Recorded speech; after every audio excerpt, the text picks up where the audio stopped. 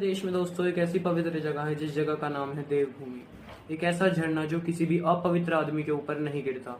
दोस्तों ये बद्रीनाथ से 8 किलोमीटर दूर है और ये 400 फीट की ऊंचाई से गिरता है।